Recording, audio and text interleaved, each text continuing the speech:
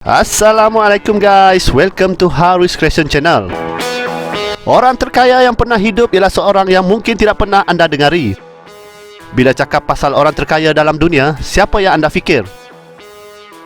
Bagi anda yang masih mencari jawapan, orang paling kaya yang masih hidup adalah Elon Musk, CEO Tesla dan SpaceX. Menurut Forbes, kekayaan Elon Musk pada tahun ini dah pun mencecah 274.7 bilion. Tapi, tahukah anda bahawa sebelum ini ada lagi manusia yang paling kaya di dunia yang dapat mengalahkan kekayaan Elon Musk ini? Sebelum kita rungkai siapakah orang itu, kita putar dulu intronya.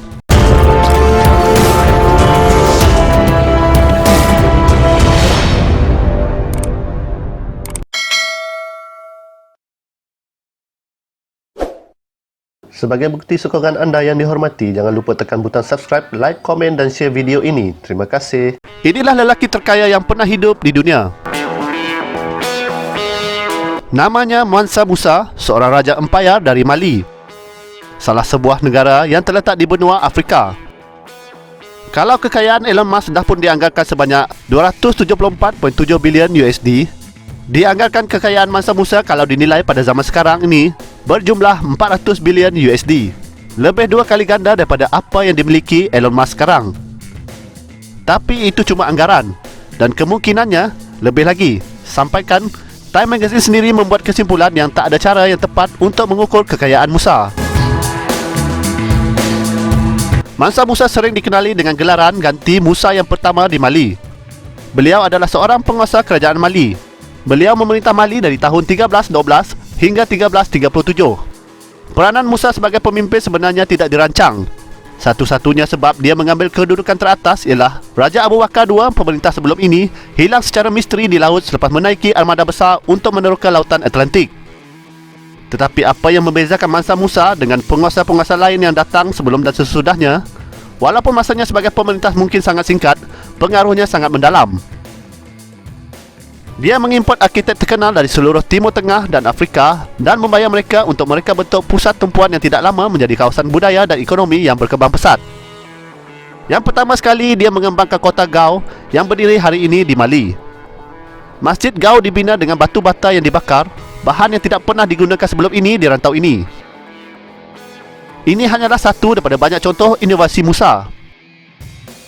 Walau bagaimanapun, perkembangannya yang paling terkenal dan tidak diragukan lagi adalah kota Timbuktu yang terkenal. Timbuktu berfungsi sebagai salah satu pusat kerohanian dan perdagangan yang paling penting di Afrika Utara. Walaupun nama Musa sudah dikenal oleh jutaan penduduk tempatan berkat kedudukannya sebagai raja, ada satu peristiwa yang menyebabkan nama beliau menjadi amat terkenal disebabkan perjalanannya yang mewah ke Mekah di Arab Saudi pada tahun 1324. Dikatakan sebanyak 60,000 orang bersamanya dengan 100 ekor unta untuk menunaikan haji. Dia juga membawa unta syarat dengan emas dianggarkan sebanyak 136 kg. Dalam perjalanannya ke Mekah ini, Mansa Musa berbelanja mewah dan dikatakan telah menghabiskan sejumlah besar emas sebagai bayaran. Salah satu perhentian dari Mali ke Mekah adalah Mesir. Semasa di Mesir, Mansa Musa membayar hampir segala yang dibelinya dengan emas, sehingga kan nilai emas di Mesir menjunam sehingga 20% dan dikatakan hanya pulih selepas hampir 1 kurun.